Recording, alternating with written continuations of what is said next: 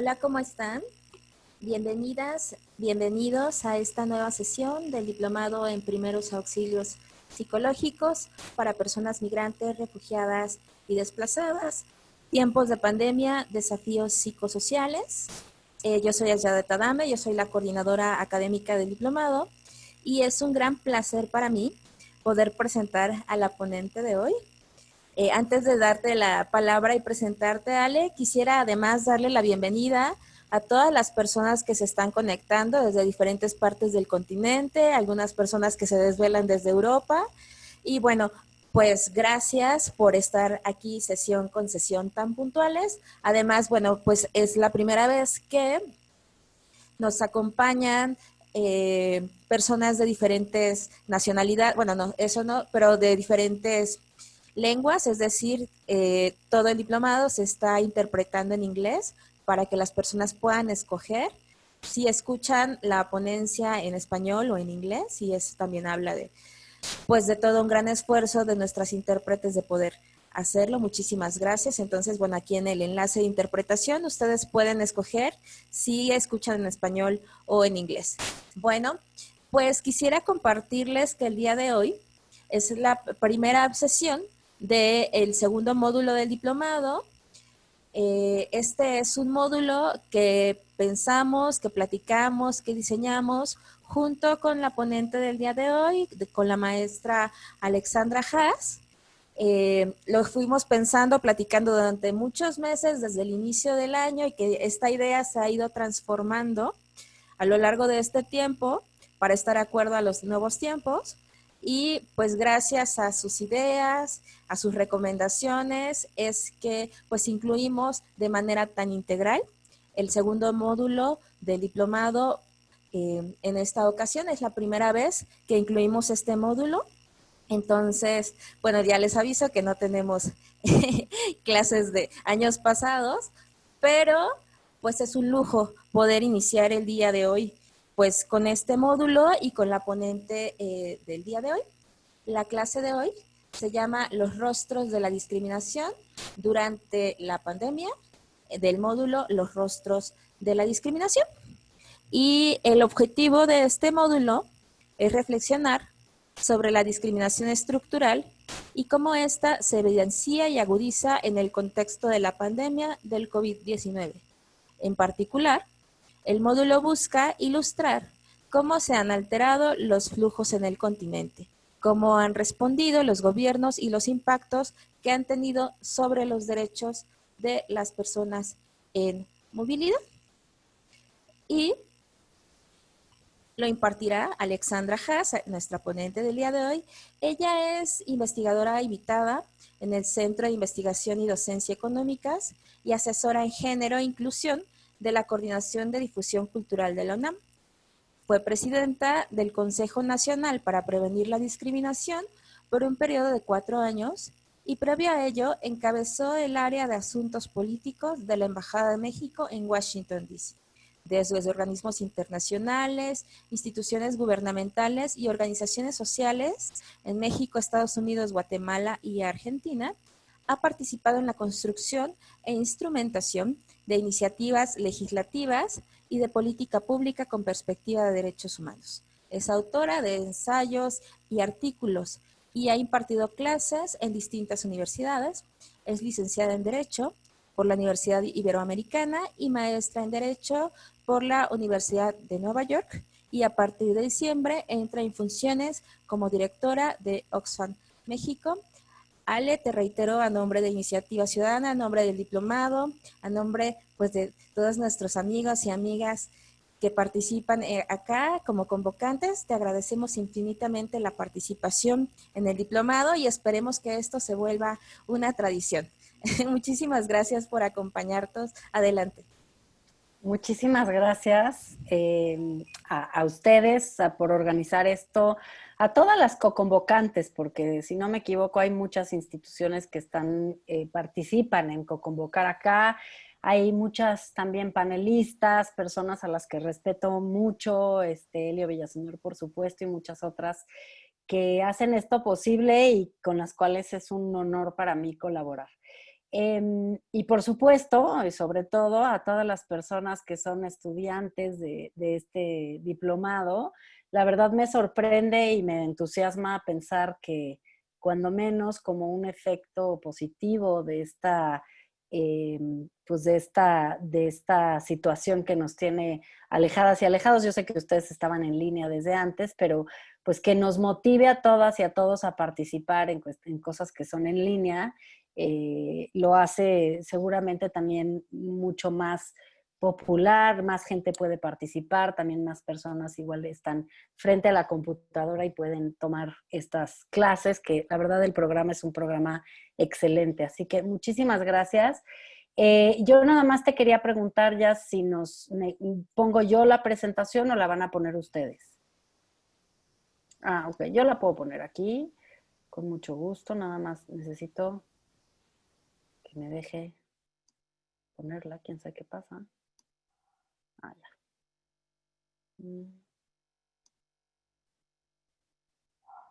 No, como que no me está dejando subir. ¿O sí? No. No sé por qué no me deja subirla. Está raro. Pero yo la puedo cambiar si ustedes la ponen.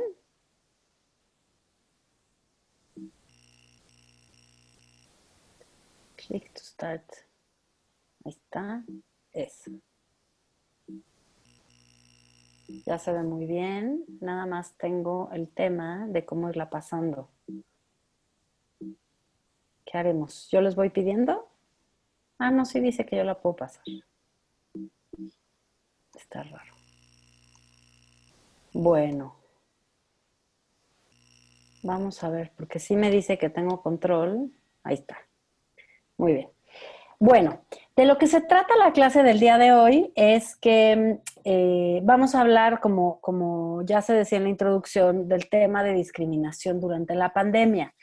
Yo creo que los objetivos con los que yo quiero que terminemos la clase de hoy es que tengan un cierto conocimiento sobre los temas de discriminación y cómo se ven en relación con el tema migratorio en este contexto, sobre todo para prepararles para las clases que vienen, que afortunadamente son personas muy preparadas y muy expertas en los temas específicos que van a dar, pero para que puedan ustedes tener los conceptos, el vocabulario y demás muy claros. Estoy, por supuesto, abierta a preguntas. Sé que tienen pensado que las preguntas las pongan en la sección de preguntas y respuestas, pero bueno, si hay alguna cosa que urja que yo conteste o lo que sea, me dicen, ¿no?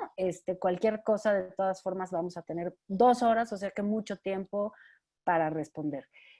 Segunda cosa es, yo les propondría que a eso de las 4:55 nos demos unos minutos de pausa para que podamos, pues eso, tomar agua, hacer lo que tengamos que hacer y volvamos a las 5:02, 5:05, digamos unos 7 a 10 minutos de pausa máximo. Me voy yo a poner una alarma para estar consciente del tiempo. Y eso, me la pongo a las 4:51 para cerrar 4:55. Bueno, estamos entonces en esta primera ocasión en la que se tratan de manera explícita el tema de la xenofobia, el racismo y todos los efectos de la discriminación estructural, aunque yo sé que es un tema que ha salido en otros diplomados en otros momentos, pero quizá no como un módulo específico. Yo creo que esto es muy pertinente, no nada más por la pandemia, sino también por los otros movimientos sociales que se han suscitado en los últimos años y que sí requieren de que exploremos un poco estas temáticas y que logremos comprender muy bien también cómo se articulan. Me voy a... Ahora no lo puedo bajar. Podemos ir a la siguiente, si alguien lo puede mover por mí. Eso. Yo estoy usando el marco jurídico mexicano, pero realmente los conceptos son aplicables prácticamente en todo el mundo occidental, digamos. Los países que han ratificado los tratados internacionales en materia de discriminación racial, también los genéricos, los interamericanos y los universales.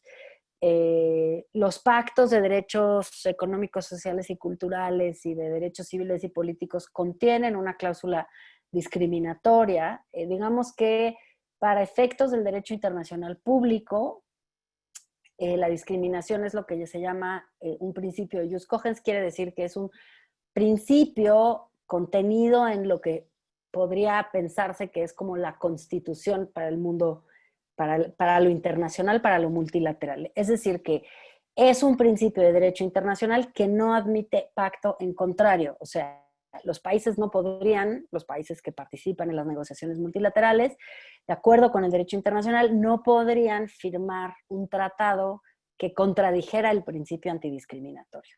Y en este sentido, de cierta manera, lo que les estoy tratando de explicar es que el principio de no discriminación y de igualdad es un principio que está por encima incluso de los propios tratados.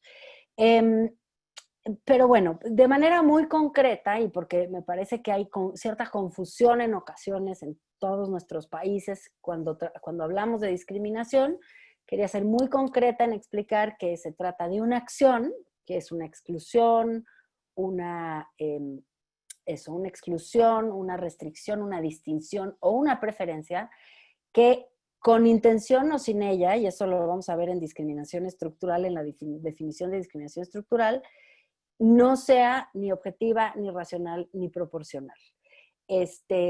También se utiliza jurídicamente el concepto de objetiva y razonable. Quiere decir que obviamente en el mundo de la política pública y en todos los espacios hay tratos diferenciados. Eso es una cosa que proviene, digamos, de tener que categorizar o establecer medidas específicas, etcétera. Pero las medidas que se establezcan y que hagan una diferencia tienen que ser objetivas y razonables. Cuando no son objetivas y razonables o cuando no son proporcionales es cuando hay una sospecha de discriminación. En segundo lugar, ¿cuáles son los motivos? Y esto es también lo que llamamos en el marco conceptual de la discriminación, el tema de las categorías sospechosas. Son el origen étnico, nacional, el tono de piel, la cultura, el sexo, la edad, las discapacidades, etcétera, etcétera, orientación sexual, identidad de género, muchas otras, edad, por supuesto.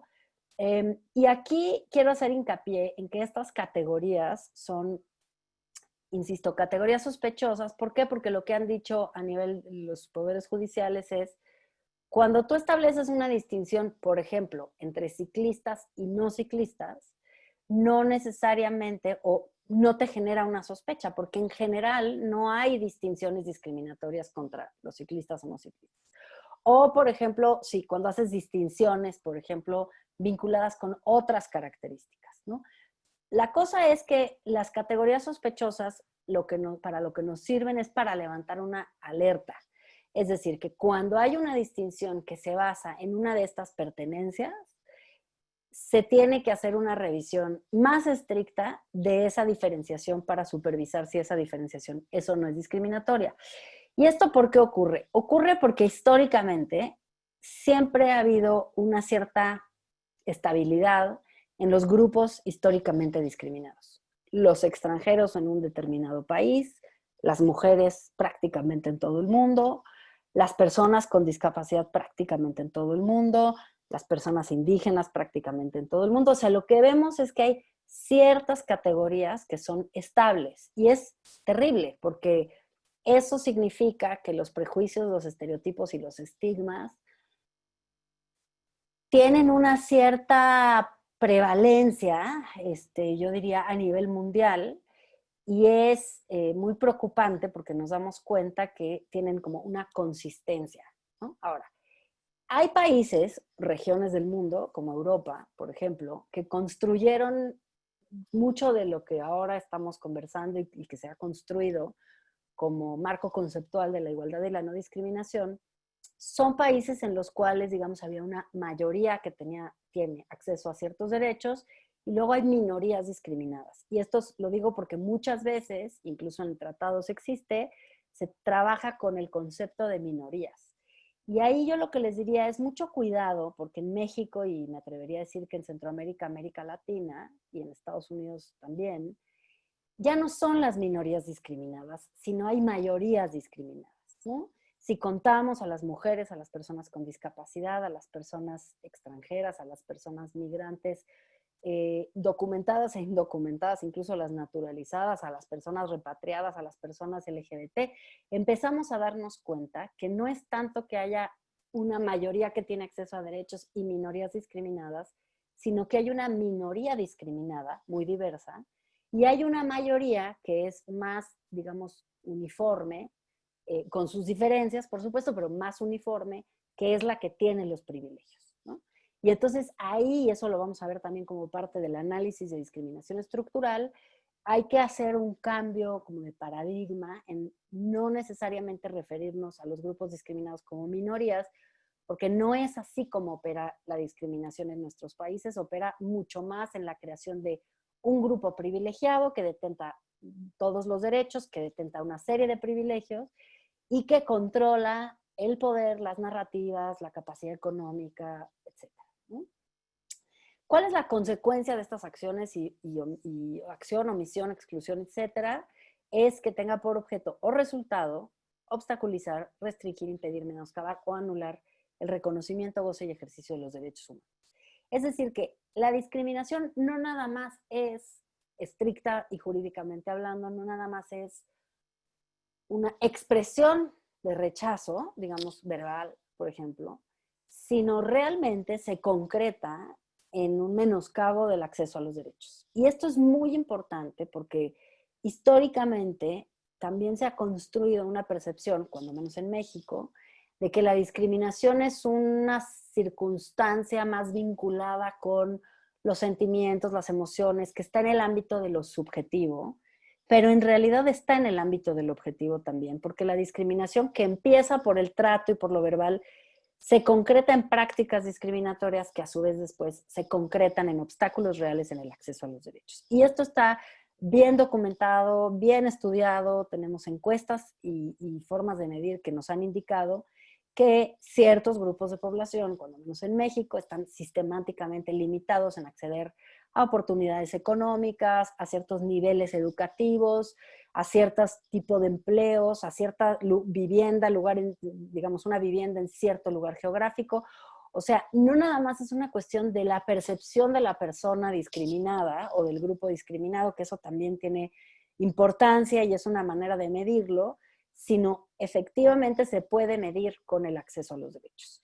Y entonces, en ese momento, cuando empezamos a analizar así la discriminación, justo como un menoscabo de los derechos humanos, podemos empezar a ver, uno, por un lado, qué es la discriminación estructural, y otra es empezar a darnos cuenta que la discriminación estructural tiene una lógica sistémica que solo se combate si la hacemos evidente, si la podemos fotografiar y si la podemos mostrar, ¿no? La siguiente, por favor. Ahora, ¿a qué llamamos la discriminación como fenómeno estructural? Lo que ayuda a esta perspectiva es a visibilizar la naturaleza sistémica, lo que hablábamos hace un momento, cuáles son las causas de la discriminación y cuáles son los ámbitos en los que ocurre la discriminación. ¿Por qué? Porque también muchas veces estamos muy dispuestas a ver la paja en el ojo ajeno. Qué horror, los medios de comunicación son lo peor y ponen estereotipos, eso es un clásico, ¿no? Llama mucho la atención un estereotipo representado en una campaña publicitaria. No quiero decir que no los haya, pero es una de las muchas manifestaciones de la discriminación que en general se manifiesta, sí es verdad, en los medios de comunicación, pero en todos los ámbitos de la vida. Se manifiesta en la escuela, en la calle, en el trabajo, en la familia, en lo social, en lo privado, en lo público, en todos los aspectos generalmente. Si hay prejuicios, estereotipos y estigmas arraigados en una sociedad, los vamos a ver expresados en todos los ámbitos porque es como un agua en la que estamos nadando todas y todos, en donde está normalizada la discriminación. La siguiente, por favor.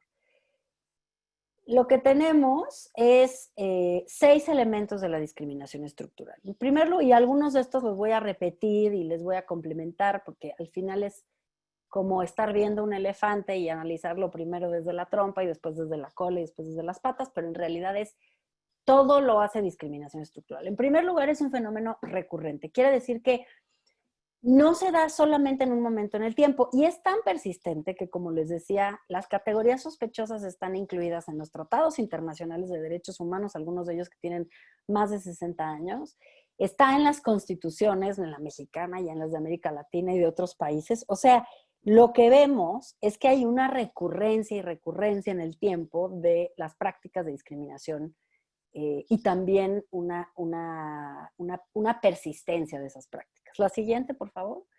Es un fenómeno que es independiente de las intenciones.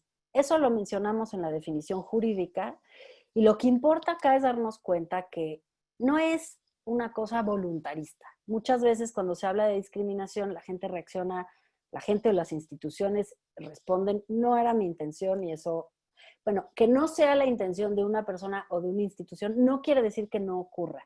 Y justo esto es importante por lo que decía hace un momento de que la discriminación está tan arraigada en lo cultural y social que muchas veces se confunde la discriminación con el sentido común, ¿no? Eh, nos hacemos una idea de una persona gay y decimos, ¿no? Y tratamos a esa persona de cierta manera y expresamos nuestra opinión, no nada más en lo verbal, sino en lo concreto.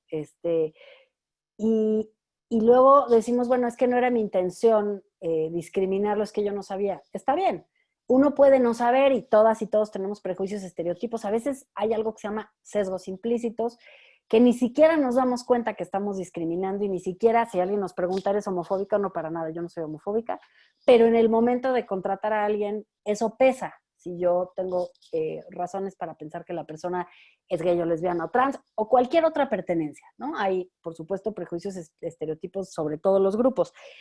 Lo que quiero decir con esto es que la intención del actor, del agente discriminador, es independiente de las consecuencias y por lo tanto no importa si se quería discriminar o no, lo que importa es el efecto que tiene. La siguiente, por favor.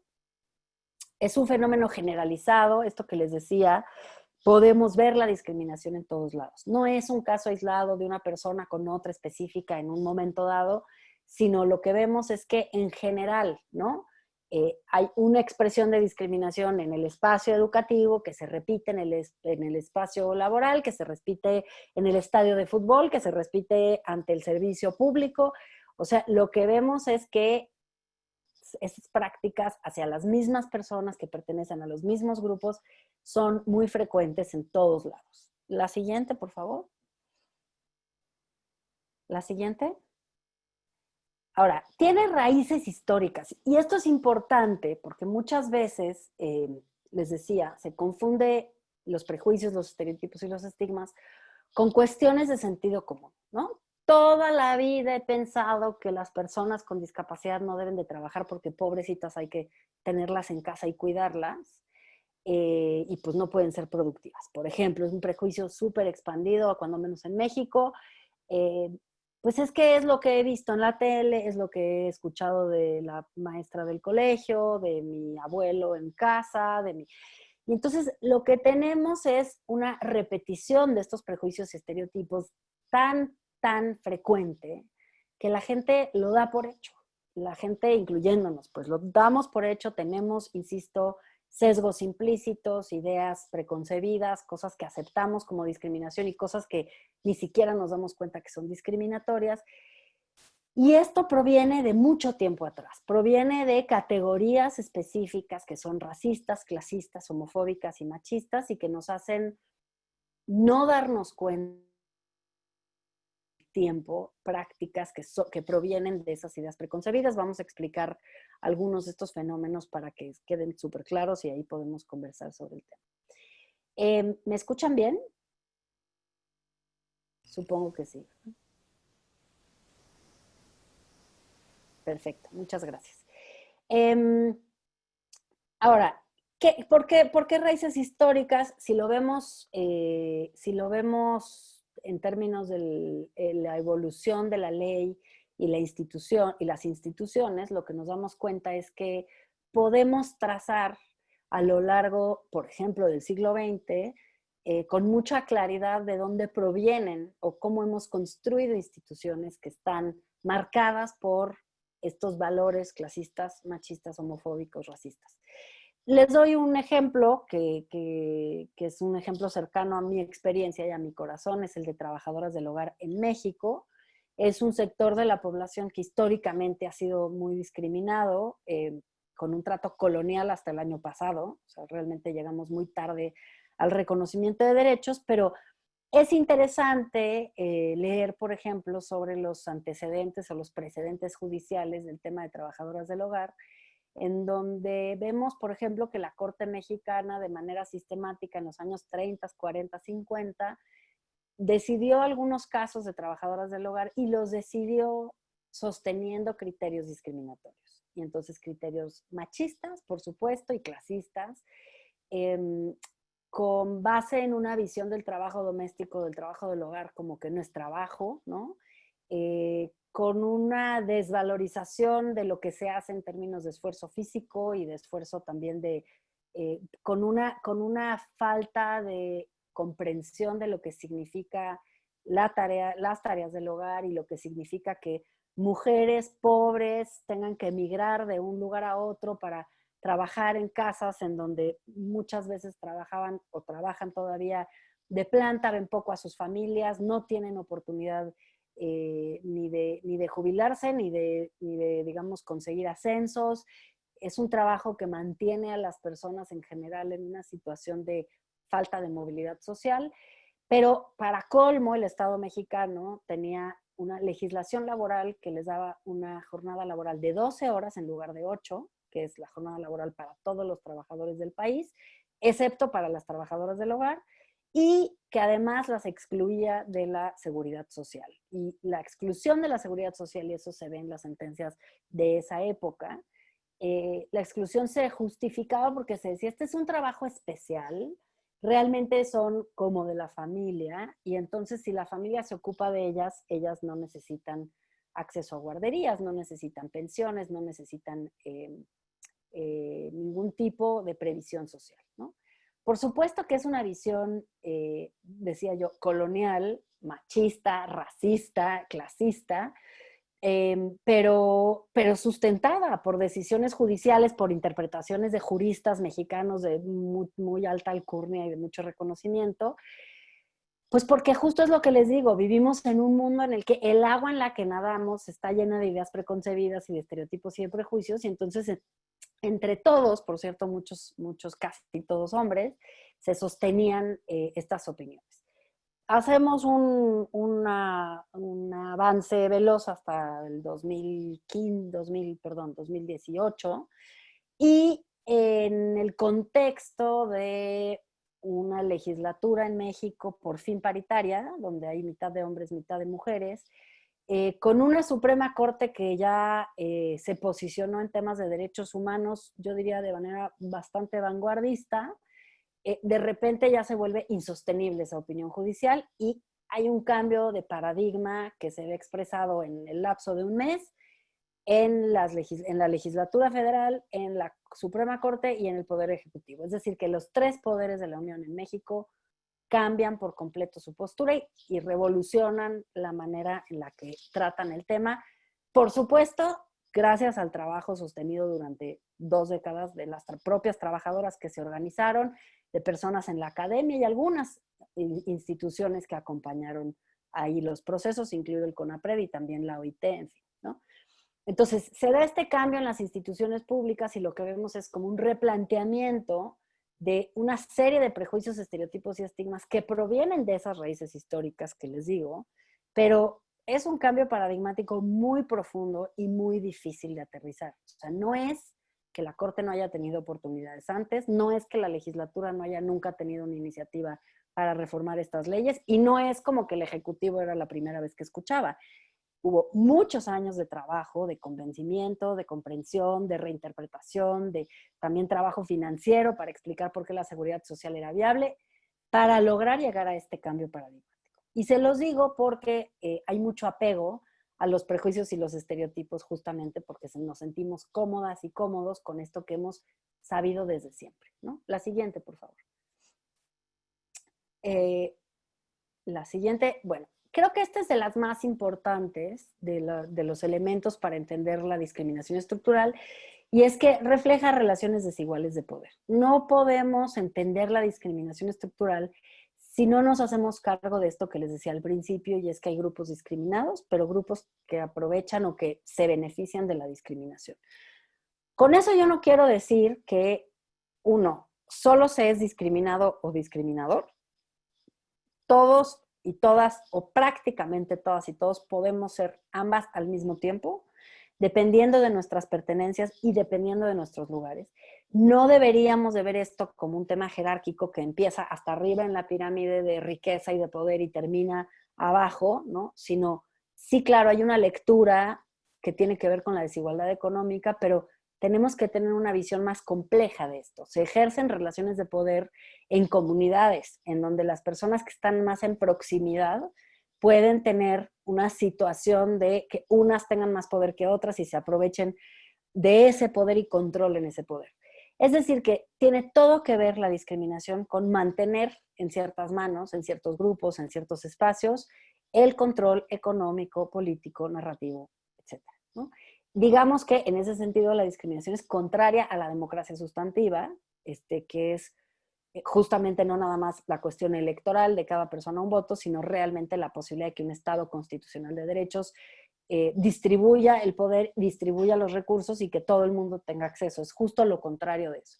Y creo que América Latina es una región plagada de desigualdades, en donde justamente lo que se ve es que ni la ley ha logrado expresarse, digamos, favorablemente en su implementación para todas y todos, pero también todavía hay un gran trecho por recorrer en la propia ley, ¿no? Como esto que les decía de trabajadoras del hogar. ¿Por qué es importante esto de las relaciones desiguales de poder? Porque cuando uno se embarca en la lucha antidiscriminatoria, muchas veces pues se piensa alrededor, digamos, que es una cosa muy bonita, muy de ponerle atención a las personas marginales, se piensa que hay cambios como cosméticos que pueden ayudar.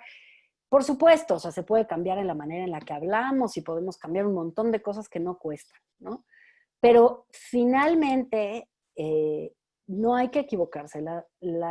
Combatir la discriminación estructural es repartir el poder de una forma distinta.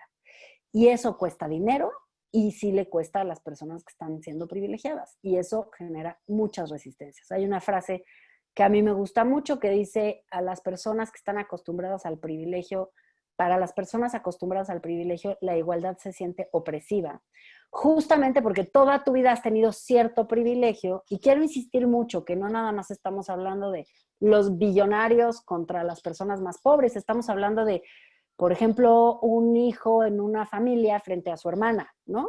O podemos estar hablando de una persona en una comunidad frente al resto, podemos estar hablando de la manera en la que se ejerce el poder en una organización. O sea, hay muchos privilegios invisibilizados y cuando a la persona se le amenaza con cuestionarle ese privilegio, hay mucha incomodidad de parte de quien está acostumbrado, pues porque uno está acostumbrado. Entonces, es un ejercicio, digamos, doloroso, difícil, complejo, que requiere de inversiones económicas y de otro tipo, pero bueno, con el propósito final de distribuir el poder. La siguiente, me piden que repita la frase: cuando una persona está acostumbrada al privilegio, la igualdad se siente como opresión. Y esta última, que es la que les mencionaba en la definición jurídica, y es que siempre, siempre, siempre debe haber una vulneración de derechos. Es decir, que para que nosotros detectemos discriminación estructural, tenemos que identificar cuál derecho está siendo vulnerado, ¿no?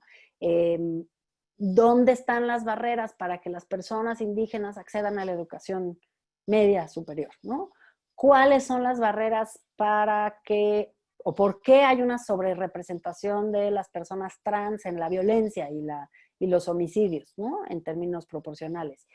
¿Por qué vemos que las personas con cierto tono de piel no acceden a cierto tipo de trabajo si están representadas las personas en México, las personas más morenas están sobre representadas en niveles socioeconómicos más bajos y las más blancas están sobre representadas en los niveles socioeconómicos más altos. Este tipo de cosas nos dan pistas de que sí hay vulneraciones a los derechos y que, insisto, no estamos solo hablando de una cuestión de percepción, sino estamos hablando de cuestiones objetivas que conducen a una situación estructural. Es muy importante que hagamos, digamos, la relación con esta vulneración de derechos porque, insisto, muchas veces parte de la manera en la que la discriminación se mantiene como un fenómeno estructural intocado por siglos es que se justifica a sí misma. Todo esto puede ser involuntario. Hay muchísima gente con buena conciencia que no quiere hacer daño, pero que no se da cuenta que está luchando por su privilegio y que está peleando, y creo que todas y todos nos hemos visto en esa situación y no podríamos decir que estamos totalmente exentas de eso porque tenemos que hacer un examen de conciencia, pero lo que nos damos cuenta es que al final sí es medible lo que estamos diciendo. No es de percepción, no es de que pobrecita tal persona que se sintió mal, es que realmente, digamos, por ejemplo, una persona con discapacidad motriz que sale en silla de ruedas de su casa en la Ciudad de México, pues no puede salir porque hay hoyos en las calles, hay árboles plantados en medio de una banqueta, porque el metro no es todo accesible, porque cómo cruza un puente peatonal. Entonces, pues ahí hay una barrera muy objetiva de discriminación estructural que impide que esa persona tenga acceso a la movilidad.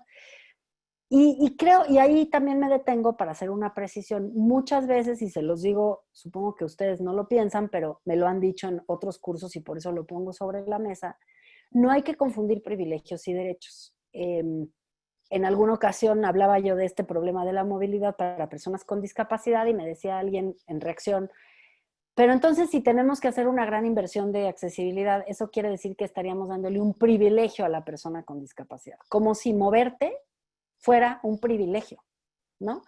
Entonces, tenemos una construcción conceptual en la cual lo que llamamos, digamos, el cuadrito de la normalidad, ese sí se le otorgan los recursos. Toda la gente, todas las personas, todos los grupos que en la definición de normalidad no están, y entonces que están en la marginalidad, esos no merecen los recursos del Estado, ¿no? Esa visión es la que impera y por eso se ve como si ahora vas a atender a un grupo específico, fuera una atención especial. No, lo que estamos tratando de hacer es lo que llaman justo en discapacidad, y a mí me gusta mucho lo que llaman ellos diseño universal. No estamos tratando de darle privilegios a las personas con discapacidad motriz, para seguir con el ejemplo, sino lo que estamos tratando es de ensanchar la puerta para que quepamos todas y todos. Y ensanchar la puerta es democratizar un grupo discriminado, ¿no? Por cierto, y ahí nada más lo dejo ahí, si quieren lo tratamos más a fondo, no lo tengo en la presentación, pero por cierto, las acciones afirmativas o las medidas de igualación, que en algunos lugares se les llama medidas de acción, discriminación positiva, a mí no me gusta mucho ese uso del lenguaje porque confunde, pero las medidas que tratan de avanzar a las personas que están siendo discriminadas a una mejor situación tampoco son discriminatorias.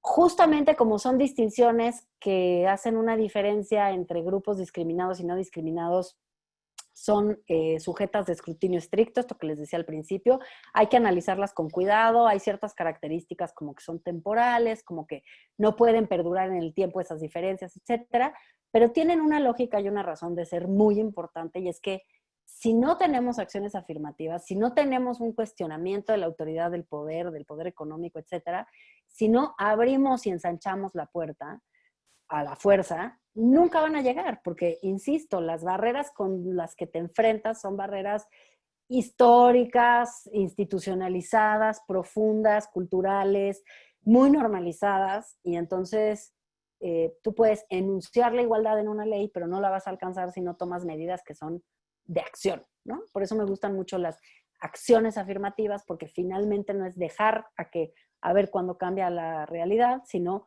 vamos a actuar para construir condiciones de igualdad, ¿no? La siguiente, por favor. Ahora, esa era, digamos, una introducción sobre qué es discriminación estructural. si yo creo que estoy viendo en el chat algunas preguntas y tratando de contestarlas. Si alguien tiene alguna pregunta sobre esto y la quiere hacer en el chat, me la pueden hacer ahorita o en cualquier momento. Y si no, seguimos a la siguiente parte, que es la explicación de algunos de los conceptos de la discriminación que se utilizan comúnmente en el lenguaje. Bueno, no veo preguntas, entonces me sigo con las dimensiones de la discriminación. Machismo, clasismo, racismo, aporofobia, LGBTI-fobia e interseccionalidad. La siguiente, por favor. ¿Qué es el machismo? Yo utilicé y siempre le cambio, ¿no? Pero algunas definiciones que provienen de algunas instituciones, hay muchas definiciones distintas, pero hoy les propongo esta. El machismo se compone de ciertas conductas, comportamientos y creencias, ahí los decíamos que son prácticas, pero también prejuicios, estereotipos y estigmas, que reproducen y refuerzan diversas formas discriminatorias contra las mujeres. Se construye a través de la polarización de los roles y estereotipos que definen lo masculino de lo femenino. Su principal característica es la degradación de lo femenino y su mayor forma de expresión, la violencia en cualquiera de sus tipos y modalidades en contra de las mujeres. Me gusta esta definición porque expresa varias cosas que creo que son importantes. Primero, esto de que son conductas, creencias y comportamientos es importante porque hay una parte, digamos, psicológica o narrativa y otra parte que es de acción, ¿no? Que polariza o, dicho de otro modo, hace estereotipos de los roles de género. Muy fácilmente los podemos identificar como las mujeres deben estar en casa, cuidando niñas y niños, cuidando a los mayores, haciendo de comer, haciendo la limpieza. Para ello no requieren de ningún pago, porque habrá un hombre que las cuide, entre comillas, que las proteja y que las mantenga, ¿no? El hombre trae el dinero, es el proveedor, y la mujer es la cuidadora. Y luego, digo, es chistoso, pero luego la gente argumenta, pues es que así es desde la prehistoria, y uno se pregunta, pues sí, y muchas otras cosas se hacían en la prehistoria, no salimos a cazar mamuts, pero entonces, ¿por qué queremos permanecer con esos estereotipos, no? Y dice una cosa que creo que es pertinente para esto, pero para todos los tipos de discriminación, y es que hay una especie como de gradiente de la discriminación. Desde la discriminación que se expresa en las palabras, las expresiones machistas, pasando por las barreras en el acceso a la salud, al empleo, a la educación, etcétera, etcétera, y digamos terminando en su punto más crítico en violencia, feminicidio, ¿no? Y esto es cierto de los otros tipos de discriminación que vamos a analizar en un momento, pero sí, la violencia, digamos, también expresada puede ser una violencia verbal, pero también puede ser una violencia económica, violencia de trato, etcétera, etcétera, hasta llegar hasta el feminicidio, ¿no? Esto es, digamos, una de muchas definiciones de machismo, pero que nos puede ser útil para comprender lo que más adelante vamos a ver, que es la interseccionalidad. La siguiente, por favor. El racismo, ¿no?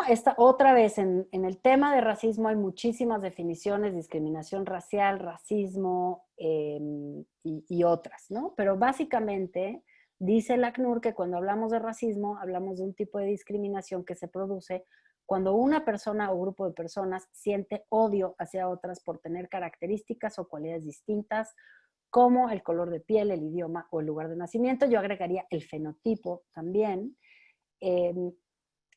Y creo que hay una idea complementaria a esta, y es no nada más el odio, sino también la sensación de superioridad. O digamos, la otra cara de la moneda es el supremacismo, ¿no? Muchas veces el racismo viene acompañado de una percepción de que hay digamos que somos mejores los que somos racistas, porque nacimos con ciertas características o en cierto país o en cierta región o con un cierto color de piel que nos hacen mejores que los otros. Yo creo que lo que es importante es como encontrar las líneas comunes o los vasos comunicantes, y lo que vemos es que también en el racismo hay posturas, digamos, psicológicas, prejuicios, estereotipos y estigmas vinculadas, por ejemplo, con el color de piel. Asociar el color de piel, por ejemplo, a las capacidades intelectuales. Y en ese sentido, el racismo y el clasismo, que es la siguiente, si nos vamos a la siguiente, el clasismo y el racismo están muy profundamente vinculadas, muy profundamente vinculadas en América Latina. Esto es una discusión que se ha dado mucho en México de qué es racismo y qué es clasismo, y si México es más racista que clasista o más clasista que racista. Yo creo que es medio estéril la discusión porque al final están muy vinculados, y lo vemos con eso que les decía de cuando se analizan los datos de la Encuesta Nacional sobre Discriminación, vemos con mucha claridad cómo el tono de piel tiene una expresión en los niveles socioeconómicos. Y entonces lo que pasa en México es que hay una serie de asociaciones históricas, culturalmente arraigadas, entre la etnicidad, el tono de piel y la pertenencia a una cierta escala social y económica, ¿no? Básicamente, las personas blancas se les identifica como más capaces, mejores, más responsables, menos deshonestas, etcétera, etcétera. Y a las personas por su tono de piel, en el caso contrario, se les identifica con situaciones de marginalidad económica. La problemática más seria de la discriminación es que se responsabiliza a la persona por portar la característica y por las consecuencias que esa característica tiene, en lugar de darnos cuenta que es sistémico.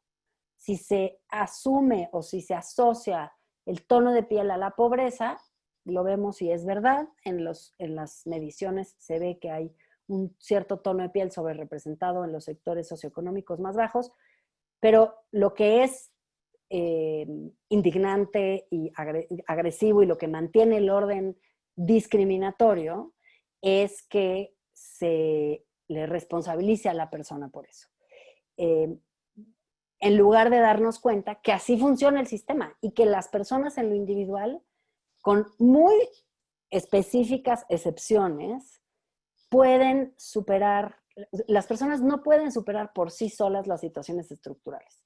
Claro que hay excepciones, ¿no? Claro que hay como excepción el presidente Obama en Estados Unidos, pues fue presidente y es de origen, su padre es africano, es una excepción, pero en general la situación de las personas afro en Estados Unidos es una situación de enorme desventaja. Y hay muy pocos jóvenes que pertenecen a esas comunidades que pueden, no diría muy pocos, muchos lo han superado, pero todavía hay barreras que mantienen a muchos miles o cientos de miles de personas en una situación de inmensa desventaja, ¿no? Entonces, ahí hay que tener cuidado con esta romantización de los casos de excepción, porque si bien es muy inspirador escuchar de la niña indígena que se fue a MIT porque era una niña muy sobresaliente en su escuela, la verdad es que hay muchísimas otras niñas indígenas que nunca van a llegar a MIT, no porque no tengan la capacidad intelectual, sino porque simplemente no hay caminos para que eso sea una oportunidad para todas y para todos, ¿no? Bueno, nada más volviendo al racismo y al clasismo, yo diría, en México y en América Latina se complementan, se autojustifican, están muy cerca justamente por asociar los orígenes, por ejemplo, étnicos a una situación socioeconómica, y se responsabiliza a las personas en lo individual cuando en realidad es el sistema el que condena a la gente a estar en esas situaciones. La siguiente. No, antes. Quería ver nada más que me estaban comentando una cosa. Las personas gays en Estados Unidos que sufren mucha discriminación. Bueno, sí, o sea, los grupos en general LGBT son los grupos de los más discriminados en todo el mundo. Hay incluso países en donde todavía hay, ahorita vamos a hablar de homofobia. Justamente, ¿qué es la homofobia? Y aquí es homofobia, lesbofobia, bifobia y transfobia, porque de todos los grupos de estos colectivos son discriminados, y no son discriminados por las mismas razones. Es muy importante que eso se haga hincapié, ¿no? Lo que tenemos aquí es rechazo, discriminación, invisibilización, burlas y otras formas de violencia basadas en prejuicios, estereotipos y estigmas hacia la homosexualidad o hacia las personas con orientaciones sexuales que no son las normativas. O sea, la normativa es ser una persona cisgénero, quiere decir que haya concordancia entre tu identidad y tu físico, y ser una persona heterosexual, que tú, si eres mujer, te gusten los hombres, y si eres hombre, que te gusten las mujeres. Las personas que se salen de esas definiciones son personas que están con enorme frecuencia y en todos los rincones del planeta sujetas a muchísima discriminación. Y como decía con respecto al machismo, es un gradiente que va desde el insulto en la calle hasta el asesinato, ¿no? Los crímenes de odio por homofobia, por bifobia, por transfobia y por lesbofobia. Aquí nada más decirles, esta definición no lo puse, pero proviene de un glosario sobre orientación sexual e identidad de género que tiene el CONAPRED, está en línea, lo pueden encontrar en PDF, y me parece que es un muy buen instrumento porque hay muchos conceptos vinculados con la orientación sexual y la identidad de género que son conceptos sobre los cuales, si no tenemos tanta experiencia, vale la pena leerse el glosario para entender un poco más. Pero, digamos, orientación sexual es quién te gusta y con quién quieres hacer tu vida o tener una relación romántica, afectiva, sexo afectiva. Y la identidad de género es quién te sientes, cómo te percibes a ti misma, a ti mismo. Son dos cuestiones totalmente distintas. Las personas trans no necesariamente son homosexuales o lesbianas, las personas homosexuales o lesbianas no necesariamente son trans, pero bueno, yo ahí les recomendaría que por favor vieran este glosario, que es un glosario muy bueno, muy bien hecho, con muchas fuentes pues bien informadas, ¿no? También vale la pena analizar el informe que tiene la Comisión Interamericana de Derechos Humanos sobre crímenes de odio en las Américas hacia personas LGBT, para que vean ustedes el nivel de violencia. Particularmente me preocupa, bueno, particularmente es preocupante la situación de las personas trans y las mujeres trans en lo concreto, que son víctimas de muchísima violencia, con cifras de asesinatos, expectativas de vida bajas, cifras de asesinato altas, pero también personas que por la discriminación ambiental y la enorme presión que hay sobre ellas son sujetas de problemas psicoemocionales, no vinculados con ser trans, eso ya lo dijo la Organización Mundial de la Salud. O sea, el problema mental no es ser trans es una circunstancia de la diversidad que hay en el mundo entero, pues en la población. El problema de las personas trans es la discriminación y es lo que las lleva a tener situaciones comprometidas de salud mental. Bueno, la siguiente, por favor. Ahora, puse aporofobia, no puse la definición, pero la aporofobia es un término que acuñó una filósofa que se llama Adela Cortina. Hay un TED Talk de ella muy bueno, por si lo quieren ver. Y lo que ella dice es, no siempre, y esto es muy pertinente al tema migratorio, no siempre la gente discrimina a los migrantes por ser migrantes y por venir de otro país. Y ella es española y da el ejemplo de las personas que provienen de África, que provienen de países o que más bien provienen de situaciones socioeconómicas muy acomodadas, y entonces dice, aquí en España les abrimos las puertas, les ponemos el tapete rojo, hemos construido ciudades turísticas para recibirles, les damos visas, les damos facilidades, y cuando vienen en barcas, huyendo de una situación extrema de violencia o de discriminación o de situaciones socioeconómicas muy comprometidas, vienen personas pobres de África, de los mismos países, ahí les cerramos las puertas, las dejamos que se ahoguen en el mar, no les damos la bienvenida, ¿no? Y yo creo que es muy pertinente esta discusión o esta, digamos, verbalización de la porofobia. Es distinta al clasismo. Ella dice que es que tenemos miedo, los seres humanos, a que ocupen nuestro espacio personas que no vienen con nada. Tenemos una especie de predisposición a querer cuidar lo que tenemos, y entonces si viene alguien con quien vamos a tener que compartir lo que tenemos, lo miramos con sospecha y no los dejamos pasar. Sea como sea, creo que Adela Cortina puso de frente un problema muy serio en las sociedades contemporáneas, particularmente en los países desarrollados, pero yo creo que en todos lados, y es este miedo a la pobreza, miedo y fobia y rechazo hacia las personas pobres. Insisto, aun cuando nuestras propias sociedades son responsables de mucha de esa opresión y de mucha de esa marginación, ¿no? Bueno, finalmente, ¿qué es la interseccionalidad? Y con esto cierro esta parte y nos tomamos un break y volvemos ya con la cuestión más específica de COVID y migración. ¿Qué es la interseccionalidad? Hay una pues pensadora de Estados Unidos, Kimberly Crenshaw, que acuñó este término para hablar de la interseccionalidad en materia de género. Ella lo que decía es que no podemos solamente evaluar a las mujeres como mujeres, tenemos que ser sensibles a las diferencias que viven las distintas mujeres por otras pertenencias. Entonces, ella lo define como un fenómeno por el cual cada individuo sufre opresión u ostenta privilegio con base en su pertenencia a múltiples categorías sociales. Esto que dice Kimberly Crenshaw, que lo dijo creo que en los 80s, es una contribución enorme a la agenda de derechos humanos y de la igualdad, porque no podemos pensar que una mujer indígena con discapacidad que vive en una zona rural vive la discriminación igual que una mujer urbana no indígena que no tiene discapacidad, ¿no? Son dos experiencias de la discriminación totalmente distintas.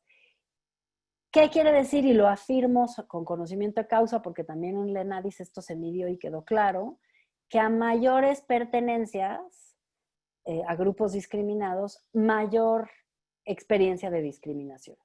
O sea que sí es verdad que si tú acumulas características de discriminación, vas a acumular situaciones. Y eso se ve muy claramente en la encuesta en la cual se pudo medir una población lo suficientemente grande. Se hicieron más de 100,000 entrevistas y en ese sentido se puede apreciar con mucha claridad que sí, que si tú eres una mujer trabajadora del hogar indígena, vas a estar sujeta a mucho mayor discriminación que si eres una mujer que no perteneces a esas dos categorías, ¿no? Entonces, es muy importante la interseccionalidad porque cuando estamos concibiendo soluciones o tratos hacia las personas, no podemos quedarnos nada más con una o dos pertenencias, mujeres migrantes, no, porque una mujer migrante trans tiene una experiencia de la discriminación muy distinta a otras mujeres, tiene problemáticas distintas y a veces no se trata de ser más o menos discriminada, sino diferente, porque las expresiones de la discriminación son distintas, ¿no? Entonces, ahí vale mucho la pena recordar siempre la interseccionalidad y hacer los análisis de discriminación o las medidas que tomamos hacia las distintas poblaciones, tomando en cuenta las pertenencias a distintas características. Bueno, si hay alguna pregunta, la podemos tomar ahorita. Si no tienen preguntas en este momento, podemos hacer una pausa de unos 7 minutos, si les parece bien.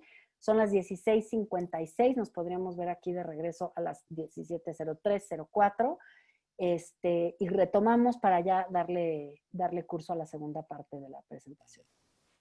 Muy bien, muchísimas gracias, Ale. Hay algunas preguntas, pero que no tienen que ver específicamente sobre la presentación, entonces si quieres te las comparto por si les puedes dar un vistazo. Perfecto, ahorita lo veo en lo que estamos en la pausa. Gracias.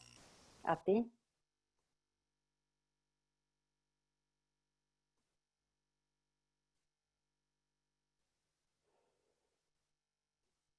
Repito, las mujeres, por supuesto que pueden ser machistas, como las personas gays y lesbianas pueden ser homofóbicas y lesbofóbicas, como las niñas. Un ejemplo muy concreto de esto es el de jóvenes. Cuando hicimos la encuesta nacional sobre discriminación, llama mucho la atención que creo que 6 de cada 10 personas considera que los jóvenes son irresponsables.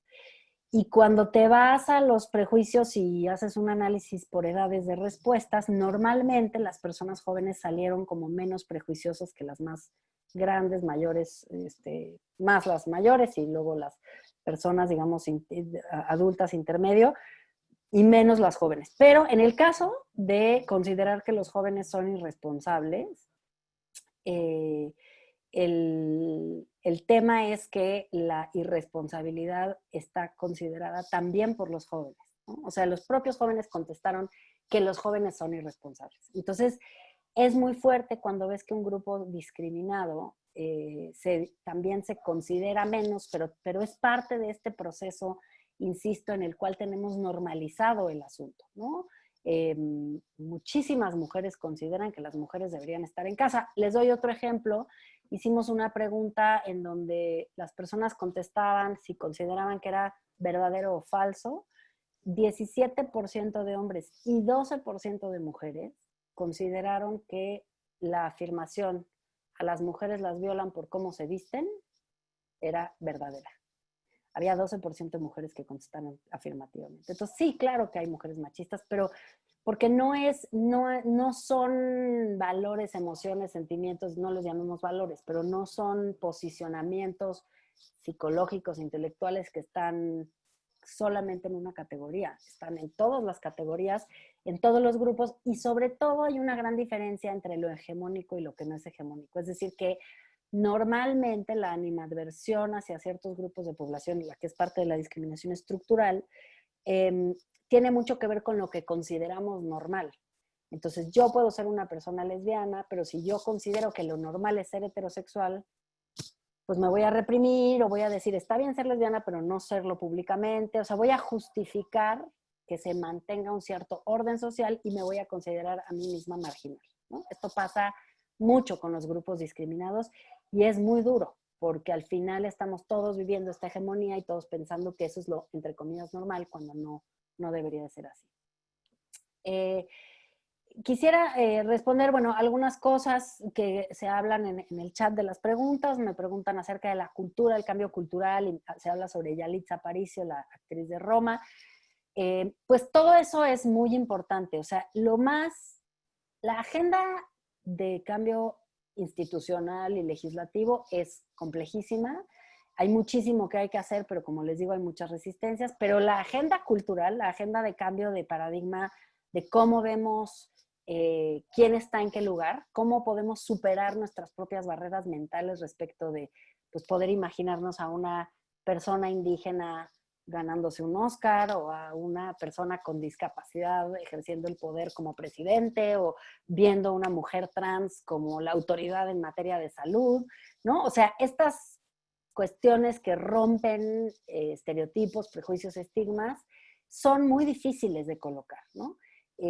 Los medios de comunicación no siempre, pero en algunos casos han hecho un esfuerzo. Hay mucha discusión sobre el comité de los Óscares, por qué siempre ganan hombres, por qué siempre son blancos, por qué, ¿no?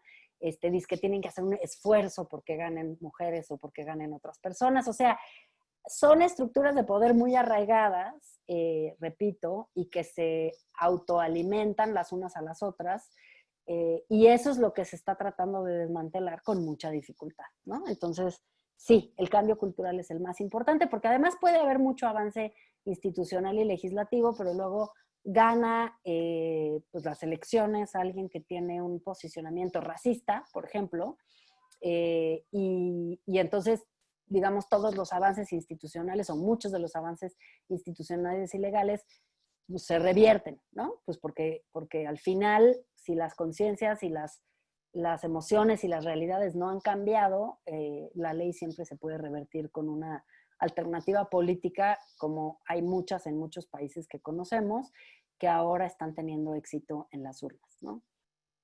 Bueno, si quieren pasamos a la segunda parte de la presentación y ya dejamos al final algunas de las otras preguntas. Yo creo que habrá muchas preguntas. Me preguntaron sobre cuestiones de migrantes, las vamos a ir respondiendo.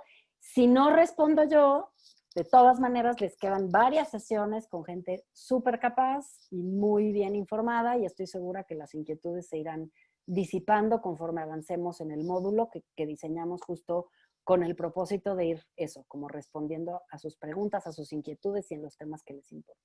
La siguiente, por favor. Eso. Ahora, sobre la migración, ¿cómo se veía la cosa previo a la pandemia? Ustedes son expertas y expertos en este tema, entonces quizá tienen contribuciones que hacer o cuestiones con las que no están de acuerdo, adelante con expresarse, ¿no? Pero la idea acá es como ver que tampoco estábamos muy bien antes de que empezara la pandemia, ¿no? Teníamos en Estados Unidos una política migratoria súper restrictiva, mucho más restrictiva de lo que habíamos visto en los últimos años, violenta en términos de su posicionamiento respecto a las y los migrantes, muy provocadora del racismo y de la xenofobia adentro de Estados Unidos, también muy provocadora en términos de la respuesta de otros países. Pero no solo la política migratoria vinculada con la presencia de migrantes en el territorio estadounidense, sino también del trato hacia México y países de Centroamérica, ¿no? Creo que eso es muy importante. La otra es también, vimos que como en México se empezó a restringir la política migratoria y a convertirse en un asunto de seguridad, ¿no? La presencia de la Guardia Nacional en labores que normalmente hacía solamente el Instituto Nacional de Migración. Situaciones políticas críticas en América Latina, no me puedo extender demasiado, pero las conocen. Por supuesto, pues algunos cambios de gobierno, algunas situaciones muy polarizadas en los climas políticos, por ejemplo, en Honduras, y de desigualdad brutal, en fin, ¿no? Y mucha polarización respecto de las distintas posiciones de los gobiernos de Venezuela, en Colombia, en Argentina, en Chile, en fin, una cierta efervescencia social no bastante justificada, digamos, por una lacerante desigualdad, que creo que es la marca de nuestra región. Pobreza, violencia, estancamiento, ¿no? Vemos crecimientos económicos regulares a malos, México particularmente bastante estancado desde hace ya muchos años. Crecimiento de la violencia también exponencial, sobre todo en México, pero creo que en América Latina en general hay regiones muy, muy violentas y muy peligrosas. Y bueno, y eso, y perdón que lo repita tantas veces, pero la situación de desigualdad en América Latina pues es muy preocupante, porque sí como región podemos observar que son circunstancias que se repiten de un país a otro, con sus particularidades, con sus peores que otros, ¿no? Pero que se repiten. La siguiente, por favor. Ahora, ¿qué nos trae el COVID? Pues primero, una pandemia mundial, es decir, que no es una crisis que puede o no tocar a un país, en general está bastante expandido en todo el mundo. En el caso específico de Estados Unidos, con un discurso político que durante toda la primera etapa de la pandemia, sobre todo, utilizó el origen de la pandemia, que es China, para expresar xenofobia, racismo, ¿no? Y para desacreditar y estigmatizar a ese país. Confusión en los datos científicos, o sea, ahora estamos mucho más avanzadas en el conocimiento que tenemos, pero la verdad es que hay muchos mitos, muchos espacios grises, mucha incomprensión de cómo se transmite, de cómo se vive, de qué efectos tiene, quiénes son las personas más afectadas, qué hacer. Entonces, una enorme confusión por la novedad de la pandemia y incertidumbre, crisis económica por las medidas que se tomaron, ¿no? El resguardo en casa pues ha sido terrible para el tema económico, aunque pues yo pienso, falsa disyuntiva entre economía o, digamos, acceso a los bienes básicos se podría resolver si los estados tuvieran capacidad de respuesta y capacidad de atender a las personas en sus casas, digamos, ¿no? Falta de recursos gubernamentales y nula preparación, ¿no? Se ha ido superando poco a poco, pero de todas maneras ha sido crítica la falta de preparación. Y creo que de manera general, aunque quizás es un caso particular de México, pero hay una gran fragmentación en la manera en la que se proveen los servicios de salud y por lo tanto no es fácil asegurar una respuesta gubernamental efectiva que ponga a todas las personas en igualdad de circunstancias, ¿no? Me preguntaban, por cierto, en el Q&A, si yo consideraba o cómo podíamos diferenciar o distinguir entre un privilegio y un derecho. A ver, los derechos están enunciados en los tratados internacionales: derecho a la salud, a la vivienda, a la educación, derecho a la seguridad, a la integridad física, al debido proceso. Hay civiles y políticos, hay económicos, sociales y culturales. La diferencia está en que si en un estado la expectativa de vida de unas personas indígenas es menor a la expectativa de vida de las personas no indígenas, y cuando vemos que tienen menos acceso a la salud, a la educación y al trabajo, a trabajos remunerados, etcétera, y eso tiene un impacto en su ciclo de vida, y su ciclo de vida tiene un impacto en las causas de mortalidad, por ejemplo, o por decirlo en corto, se siguen muriendo muchas mujeres indígenas o que viven en zonas rurales por cáncer cervicouterino y no se muere ninguna mujer que vive en zonas urbanas por cáncer cervicouterino porque hay mayor acceso a los servicios de ginecología y no es que sea difícil de detectar, pero si uno está en una zona donde no hay servicios de salud reproductiva, pues te mueres de eso. Ahí empezamos a ver la diferencia entre privilegios y derechos. O sea, llevar la atención a la salud reproductiva a las zonas rurales no es un privilegio de las zonas rurales. es un derecho de las mujeres que viven en esas zonas que tener acceso a la salud reproductiva culturalmente apropiada y asequible y accesible. Si quieren analizar cuáles son los estándares para los derechos, yo les recomiendo que se den una vuelta por las observaciones generales de los comités de Naciones Unidas. Si meten observación general, comité DESC, por ejemplo, DESC, DESC, DESC, ustedes podrán ver ahí que se define qué es el derecho a la salud y cómo se analiza si el derecho a la salud está cumplido o no está cumplido. ¿Qué es el derecho a la salud? No es el derecho a que todo el mundo esté saludable, porque eso sería imposible. El Estado no puede asegurar que a nadie le dé una gripa. Pero lo que el Estado sí debe asegurar es que haya servicios suficientes, que se atiendan las enfermedades más prevalentes, que haya posibilidad de acceder a una consulta sin costo o que haya posibilidad de acceder a una medicina. Y que sobre todo, y por eso decía que el principio antidiscriminatorio y de igualdad es un principio rector de los derechos humanos, que no haya grandes diferencias entre lo que hace el Estado para unas y para otras, ¿no? Es muy llamativo, en el caso de México, por ejemplo, que las personas que tienen un trabajo formal, que están en el IMSS, el Instituto Mexicano del Seguro Social, tienen netamente mejores servicios, aunque nos quejemos y aunque tengan muchas deficiencias, tienen netamente mejores servicios que las personas que no tienen acceso al IMSS y que están afiliadas, por ejemplo, al Seguro Popular o ahora lo que se llama el INSABI. Si uno tiene necesidad de una diálisis, que en México es frecuente porque hay una gran cantidad de casos de personas que tienen necesidad de diálisis, si estás en el IMSS te la van a dar y si estás en el INSABI no te la van a dar, ¿no? Visto así, digamos, es una mala distribución y podríamos hablar de desigualdad socioeconómica, pero luego si nos vamos a las especificidades y analizamos quiénes tienen acceso al INSABI nos damos cuenta, y al IMSS nos damos cuenta que los hablantes de lengua indígena están súper sobre representados en los servicios de salud de menor calidad, ¿no? Entonces ahí es cuando vemos una específica discriminación estructural respecto de la provisión de servicios de salud, ¿no? Ahora, para el tema de las personas migrantes, porque creo que, ¿podemos ir a la siguiente, por favor? Creo que vale la pena un poco como entender la dimensión que tiene la discriminación para las personas migrantes. Quería hablarles como de dos temas.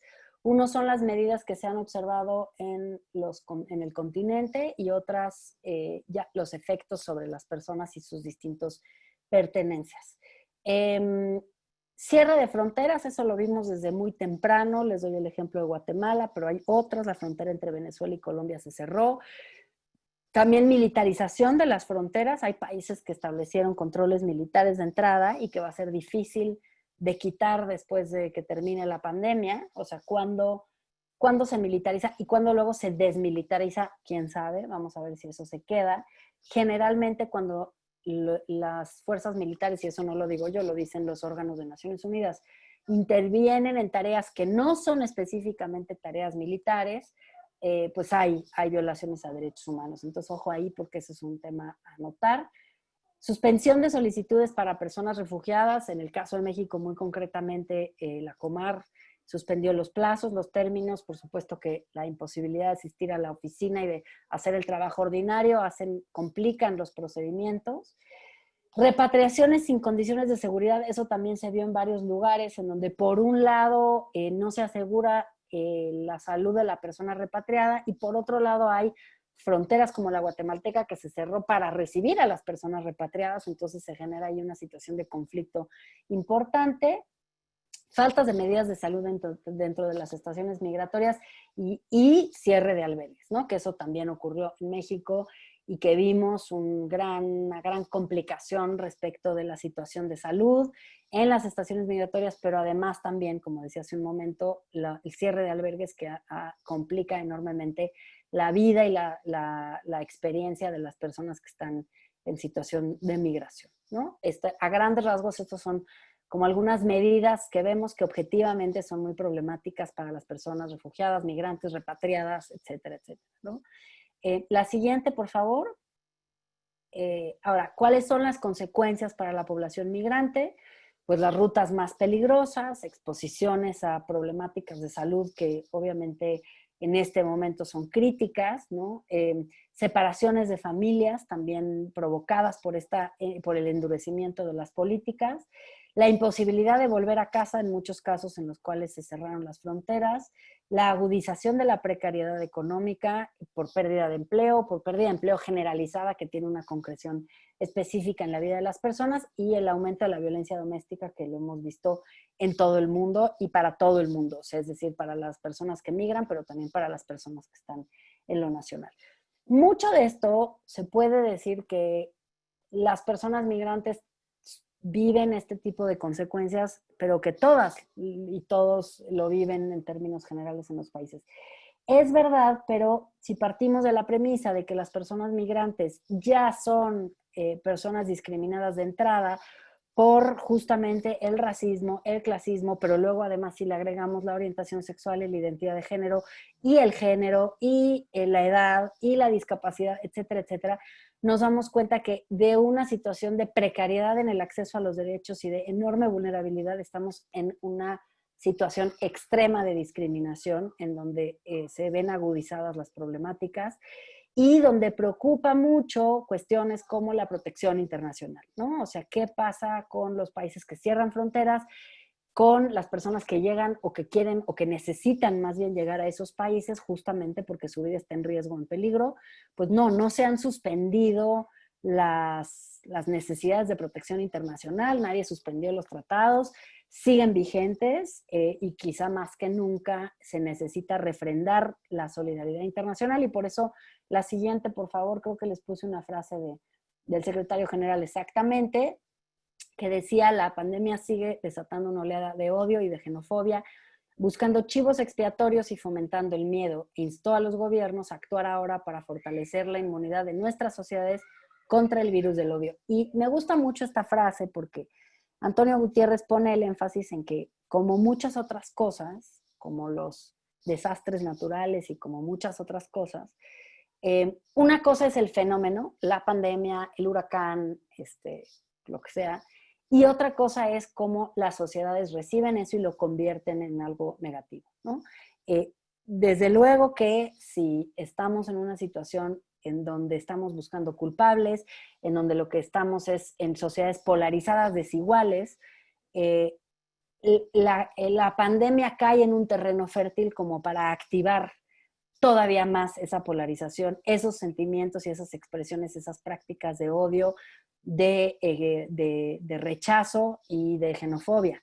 Y la siguiente, por favor, vemos de manera muy concreta expresiones de discriminación que están documentadas y que están en distintos informes y en distintas coberturas de prensa, en países en los cuales digamos, sabemos que hay mucha discriminación, pero sorprende, ¿no? Estados Unidos, Reino Unido, Italia, España, Grecia, Francia, Alemania, Brasil, entre muchos otros, y en América Latina, en México, por supuesto, han habido expresiones de racismo, de xenofobia, de supremacismo que preocupan muchísimo y que simplemente ocupan el vehículo del COVID para renovarse, ¿no? Hay algún autor, no me acuerdo quién, que decía el racismo y la discriminación son como aves de carroña que se nutren de cada crisis. En las crisis económicas vemos que aumenta el racismo y la xenofobia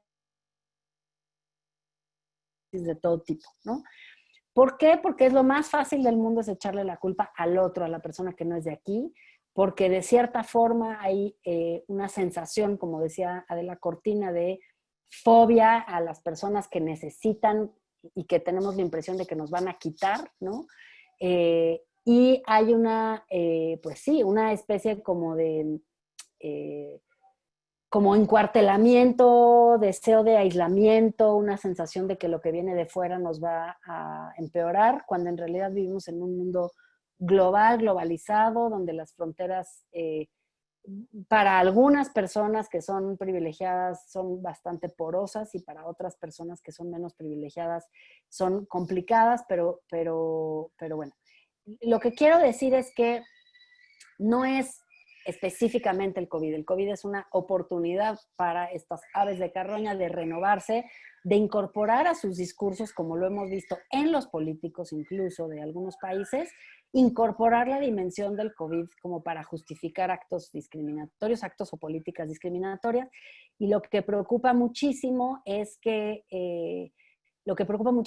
las medidas y los sentimientos de xenofobia y de racismo no son tan fáciles de replegar una vez que pasa la crisis. O sea, se empieza a, digamos, socializar que un grupo de población es el responsable de haber traído una enfermedad a un país, y para que eso se quite tarda mucho más tiempo que implantar la idea, ¿no? Y por eso es muy importante responder, decir de manera muy contundente, y por eso festejo que el secretario general de Naciones Unidas lo haya dicho, pero también otros como otras líderes mundiales, Angela Merkel y otros, que han dicho es inaceptable que responsabilicemos a las personas por su origen nacional por este tipo de cosas.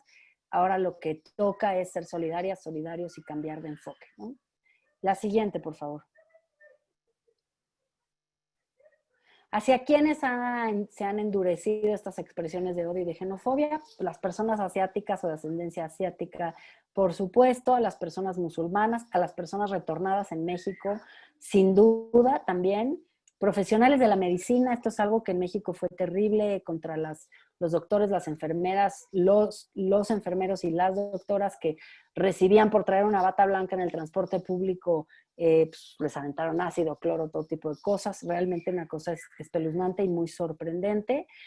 Y en general a las personas contagiadas o sospechosas de contagio, ¿no? Vecinas y vecinos que no quieren que alguien que trabaje en un hospital entre al edificio, personas a las que se detecta como posibles portadoras o contagiadas, a las que se les agrede, realmente actitudes de poca solidaridad, ¿no? La siguiente, por favor.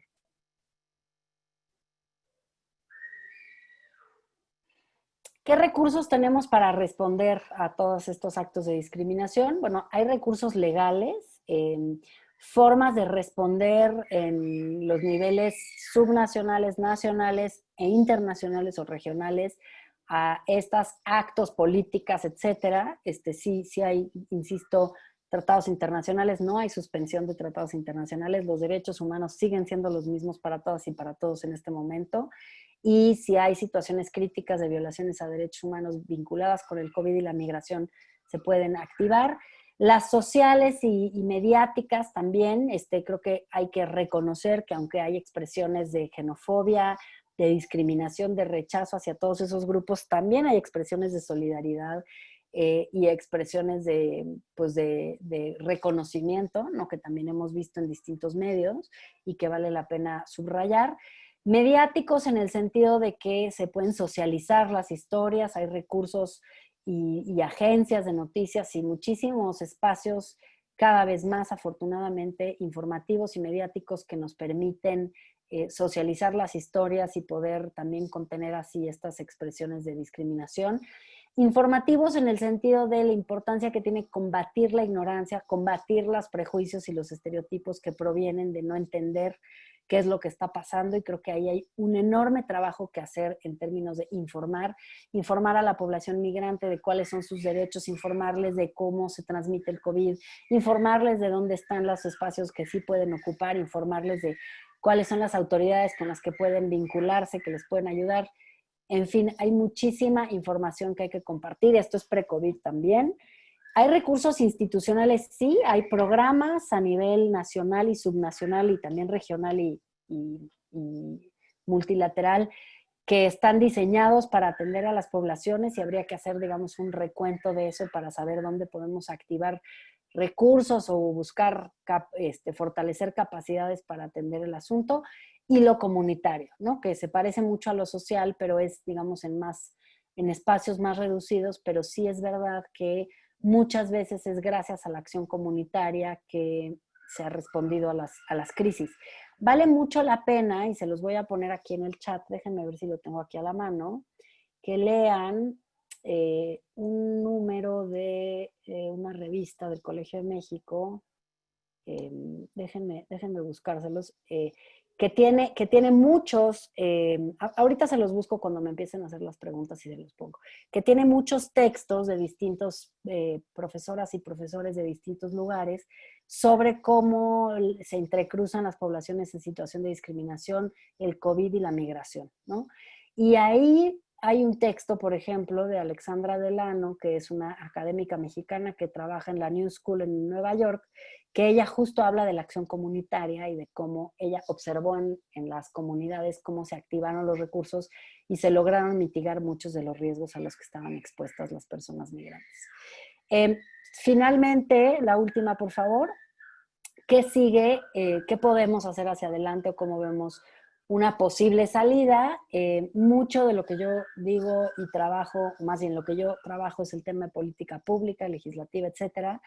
Entonces, más allá de lo que se puede hacer a nivel comunitario, a nivel mediático y demás, creo que hay 4 puntos que son críticos. Uno es esto de socializar información. Yo creo que eso nunca deja de ser importante. Socializar información para las comunidades de acogida, pero también para las personas que están migrando y que necesitan saber qué está pasando y cómo están subiendo, bajando las cifras, dónde pueden ir, cómo están los recursos del Estado, etcétera. Fortalecer la estructura de provisión de los servicios de salud, yo creo que eso es crítico para todos los países, pero yo diría en México, con la enorme fragmentación que tenemos, mucho más. Necesitamos repensar la salud pública desde la perspectiva de que, pues sí, puede haber una pandemia y eso pone en crisis al sistema de salud. Necesitamos también atender y generar políticas de mitigación al cambio climático. O sea, yo creo que una de las cosas que nos hace ver la pandemia es que cuando ocurren este tipo de cosas que son pues incontrolables y que no tienen tanto que ver con nuestras decisiones como con un fenómeno que ocurre. Bueno, por supuesto que tienen que ver con nuestras decisiones el cambio climático, pero lo que quiero decir es una vez que ocurre el cambio climático, pues sí, las personas más pobres, las personas que viven en las costas, las personas que viven en situaciones de precariedad, van a ser las personas más afectadas y necesitamos atender eso también de inmediato, ¿no? Y finalmente, trabajar sobre la cohesión social y la integración. Creo que una de las cosas que más ha puesto sobre la mesa el COVID en materia migratoria, pues es que la cohesión social es todavía un tema pendiente. Y en ese sentido, la cohesión social que considere la diversidad como parte de la composición de nuestras sociedades, ¿no? Y particularmente, porque estamos hablando de migración, el tema de la integración de personas en movilidad, migrantes, repatriados, refugiados, personas incluso desplazadas internas, que están en precariedad previas a la pandemia, pues porque no hay países como México que no tienen o no han tenido una política de integración explícita, y que ahora eso se ve acumulado o se ve empeorado con la situación de la pandemia. Entonces esas serían las acciones sobre las cuales yo me enfocaría y con eso termino mi presentación y abrimos si quieren a preguntas o podemos charlar un poco.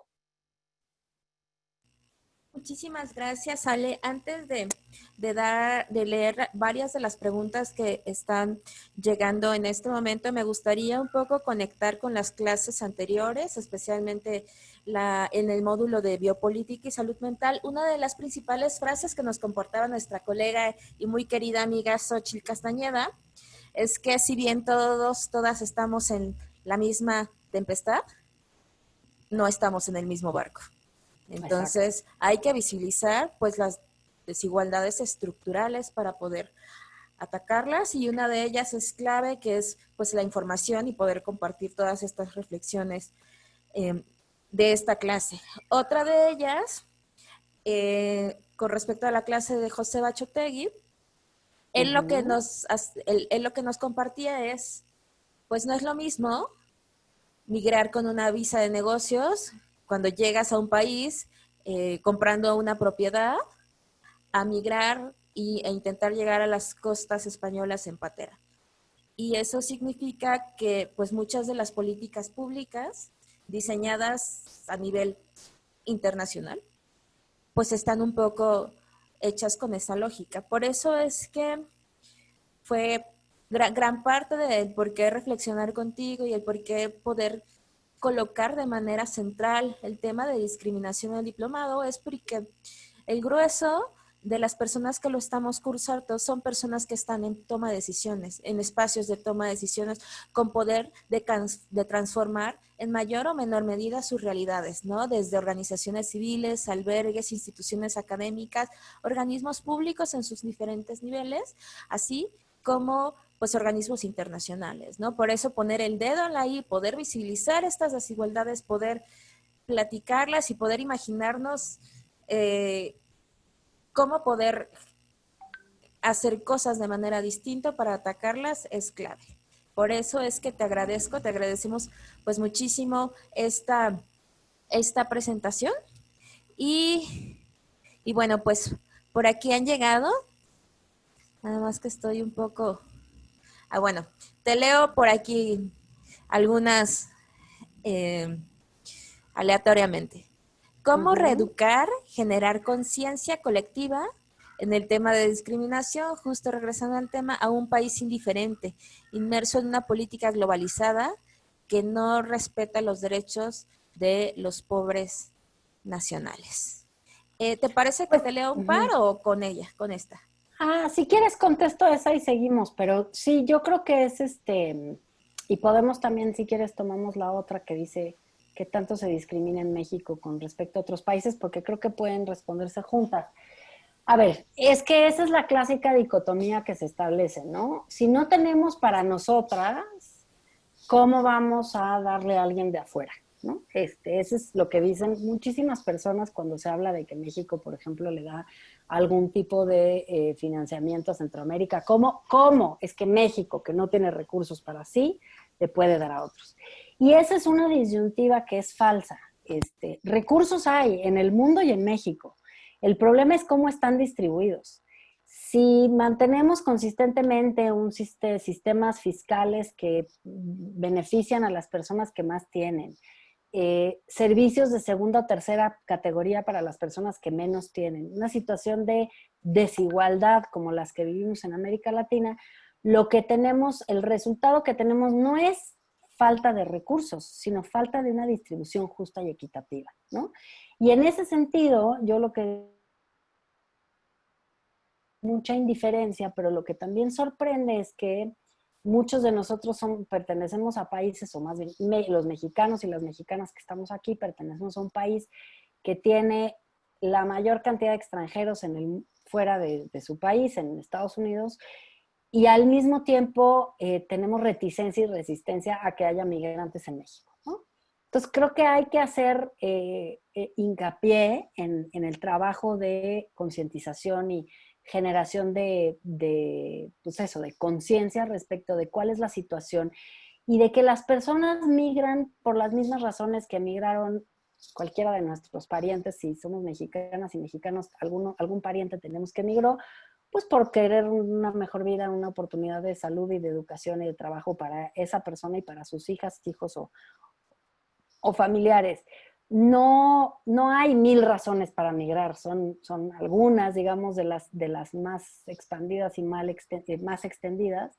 Y mucha de esa migración, hay que decirlo, también es una migración obligada por las circunstancias. No es que las personas se quieran ir de sus países, sino que no tienen de otra, ¿no?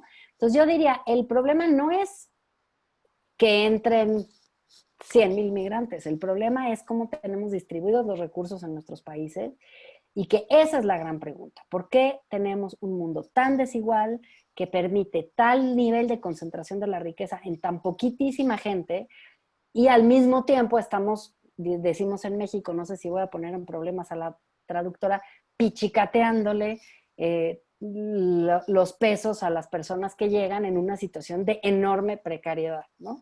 Entonces, yo diría, preguntémonos si estamos, dicen en inglés, ladrándole al árbol correcto o al árbol equivocado.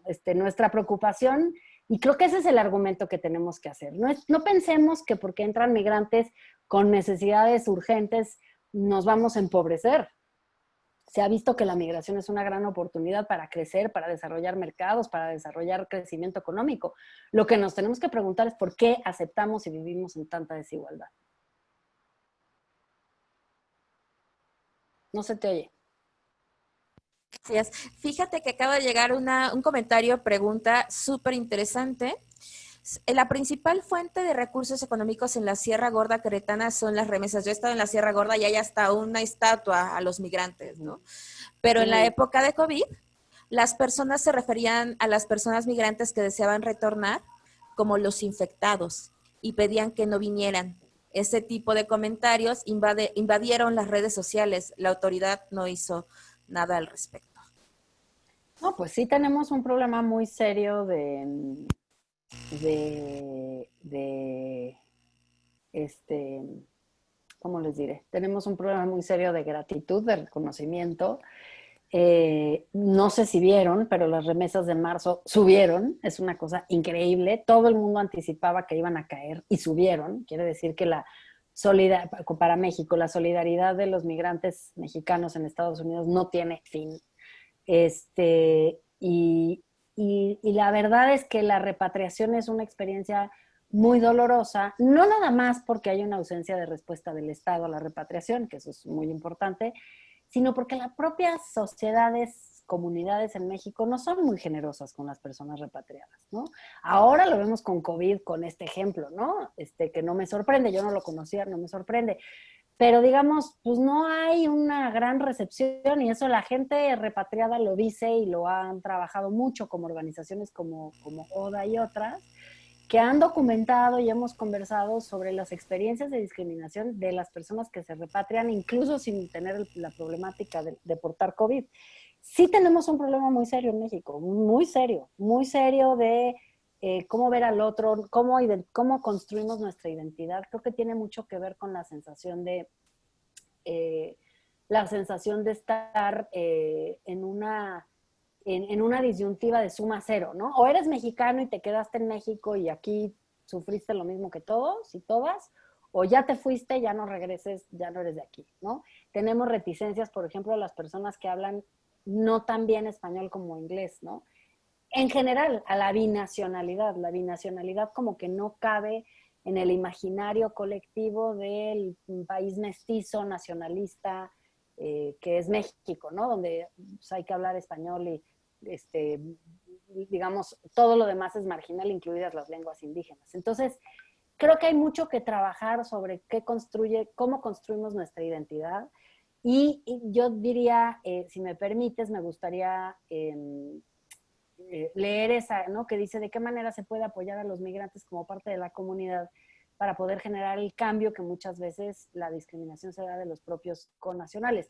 Justo eso, ¿no? O sea, las personas migrantes, como se los dije al principio respecto de todas las víctimas de discriminación, no pueden hacerse responsables de la discriminación que viven y que sufren. O sea, no podemos pensar que una persona migrante puede combatir la discriminación estructural en lo individual.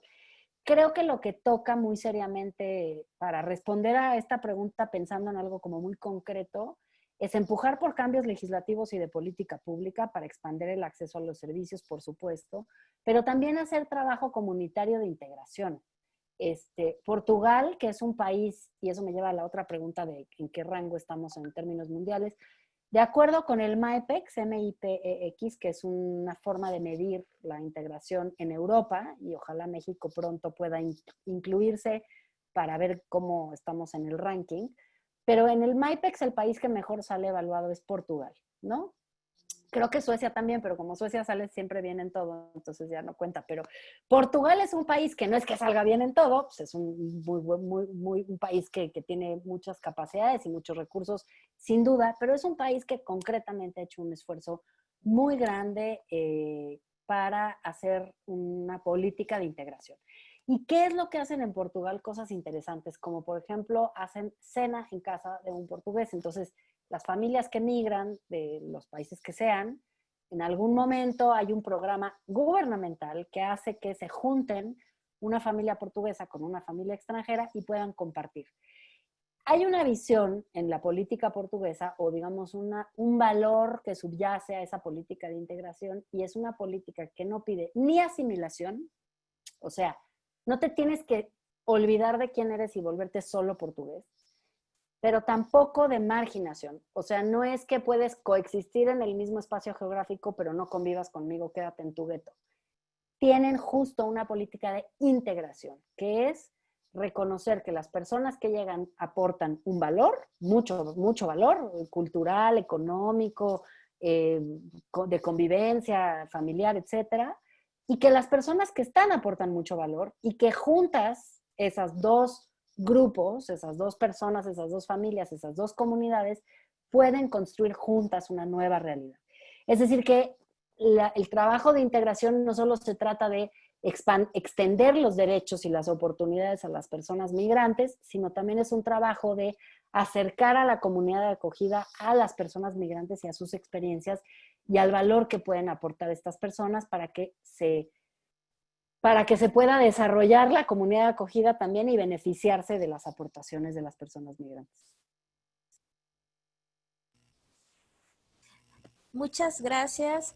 Ale, pues siguen llegando muchísimos comentarios. Nos quedan 12 minutos de clase, entonces, pues definitivamente, pues no vamos a lograr culminarla, pero bueno, antes de regresarte la palabra y de leer otras preguntas, quisiera reiterar que la próxima clase estará Andrew Seeley hablando sobre discriminación en Estados Unidos y en próximas sesiones seguiremos abordando el tema. Entonces, si bien sentimos que Ale se nos va, igual vienen profes de excelente calidad recomendados por ella. Además, hay todo un grupo de personas expertas en el tema que se incorporan al diplomado y al módulo específicamente. Entonces, no se preocupen si no logramos no logramos abordar todas las preguntas e inquietudes, ¿no? Bueno, por aquí hay otro comentario, pregunta. En estos momentos donde la política en Estados Unidos se ha endurecido más, en donde se ha endurecido más la discriminación y hoy en día con la pandemia esta brecha se ha hecho más profunda, ¿de qué manera o cuáles serían algunas herramientas que podríamos utilizar para generar la equidad entre las diferentes razas o culturas que se entrelazan en esta diversidad, además de generar una tolerancia entre ellas? Bueno, quiero abordar, perdón que me meta en los temas así tan concretos, pero el tema de la raza.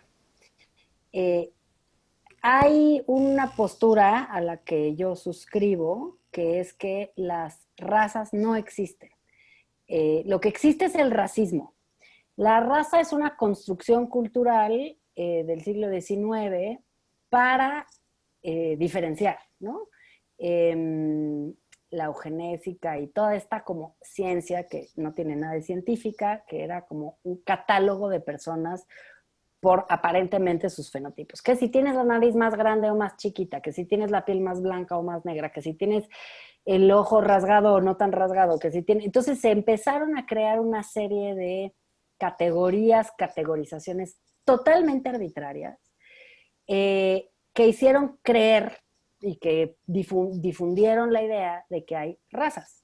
No hay razas, no existen las razas. Las razas, hay una sola raza que es la humana y ahí hay mucha diversidad de tonos de piel y de alturas y de colores de pelo y de todo tipo de características físicas que nada tienen que ver con diferencias sustantivas o reconocibles en materia de IQ, etcétera, etcétera, etcétera. No hay, esas diferencias no existen y no tienen que ver.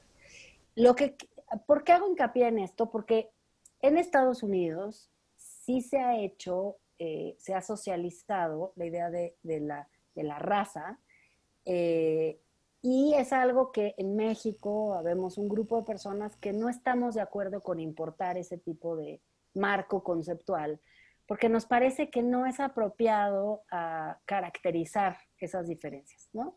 Hablamos más de pertenencia étnica, de tono de piel, para ser más precisos de que el ADN es compartido por la humanidad y no es pertinente hablar de razas para el contexto mexicano. Lo pongo sobre la mesa porque creo que es parte como de las preguntas que nos podemos hacer acerca de por qué, por ejemplo, se categoriza en algunos países y en otros no. En Francia está prohibido, por ejemplo, en los censos, preguntar por el origen étnico. Justamente porque consideran que las categorizaciones, entre comillas, pueden racializar a la sociedad y hacer distinciones. Entonces, ahí hay algo de cuidado. Yo creo que hay barreras. Bueno, no sé si con esto contesté la pregunta o me faltaron elementos de respuesta. Sí, adelante. Hay una pregunta que si me permites también me gustaría retomar y es este tema del nivel municipal, ¿no? O concreto, me preguntaban también, por un lado, qué se hace a nivel municipal y por otro lado, qué se hace con las comunidades de acogida y cómo combatir las problemáticas de cohesión en las comunidades. Yo creo que el nivel local de proximidad de la población es el más complejo siempre. Yo me he dedicado mucho más a la política nacional o federal, pero desde luego que la proximidad a la población es muy desafiante, ¿no? En ese sentido, en México, cuando llegaron las caravanas en el 2018, pues se podía ver, ¿no? Presidentas y presidentes municipales que aunque querían tomar acción y querían acompañar y ayudar, era muy difícil porque insisto que todo el sistema estructural está diseñado para no atender a la población migrante. Entonces, por ejemplo, Tenosique es una pequeña municipio en México de 60,000 habitantes y tiene un hospital comunitario de 12 camas, ¿no? Pues, netamente insuficiente para su población, pero digamos que ese es el hospital que se le asignó en términos de la política de salud, solo que pasan 60,000 migrantes al año por Tenosique, entonces hay 120,000 personas todo el tiempo en Tenosique. Eso, por supuesto, que pone una presión sobre el hospital de Tenosique inmensa. Y justamente ese es el problema estructural que hay que atender. O sea, los servicios no pueden ignorar, los servicios públicos no pueden ignorar el flujo de población, porque ignorar el flujo de población equivale a generar condiciones propicias. Uno, para que no haya acceso a la salud, en este caso, a la educación, etcétera, pero también situaciones propicias para generar xenofobia, discriminación y racismo. Cuando una persona lleva a su hijo por cuarta vez al hospital y no hay camas y las personas que ocupan las camas son personas que provienen de otro país porque el hospital no está equipado para atender a todas las necesidades de la localidad, pues por supuesto que empiezas a generar condiciones muy delicadas de discriminación, de rechazo, incluso a veces de violencia. Entonces, esa es la problemática de no tener provisión de servicios públicos en suficiencia y que respondan al flujo, ¿no? Eso es por un lado. Entonces, para las municipalidades es muy importante que tengan muy bien caracterizado y recuperados los datos y los números de personas migrantes que hay en un momento dado y de personas repatriadas, que conozcan a su población y que puedan abogar porque los servicios públicos y los recursos que se les den sean recursos que respondan o que reflejen esa realidad que viven. Y en términos de las comunidades es lo mismo, ¿no? Por ejemplo, ¿no? La Comar le da cita a las personas para que se presenten a firmar, ¿no? Creo que una vez a la semana tienen que firmar. Y entonces separan, pues, todas las personas que están en un estatus de, digamos, de espera a resolución de su estatus migratorio en Tapachula, hacen la cola porque tienen que ir a firmar, porque si no firman les quitan la posibilidad de proseguir con su trámite, pero los vecinos se quejan de que hay mucha gente parada en la calle esperando. Entonces, digamos, la persona migrante o la persona que está esperando el estatus de refugiada no es responsable de que le estén pidiendo que firme el papel. Y los vecinos, pues puede que de cierta forma para ellos sea muy incómodo que las personas estén ahí, pero entonces, ¿cómo podrían las autoridades cambiar la manera en la que se genera ese requisito para no poner en riesgo la seguridad, la integridad física de las personas migrantes y generar mayores situaciones de encono social? Por eso digo que la responsabilidad está principalmente en las autoridades y que hay que buscar que las autoridades cobren conciencia de las situaciones en las cuales ellas, cambiando algo de la manera en la que proveen un servicio, en la que responden a una circunstancia, pueden mitigar muchos de los riesgos de xenofobia y de racismo que se dan en las comunidades.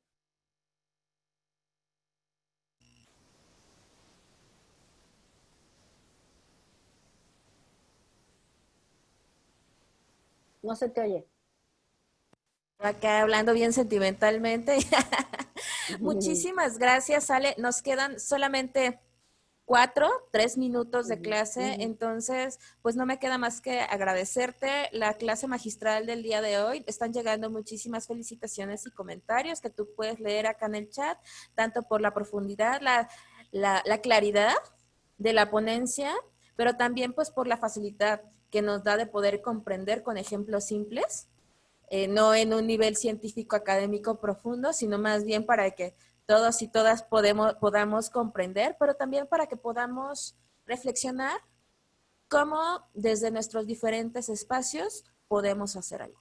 Yo creo que es como el gran objetivo cumplido de esta sesión y bueno, pues muy probablemente pues de todo el diplomado. No te hemos dicho, pero te queremos invitar a la clausura. Entonces, Ay, muchas gracias.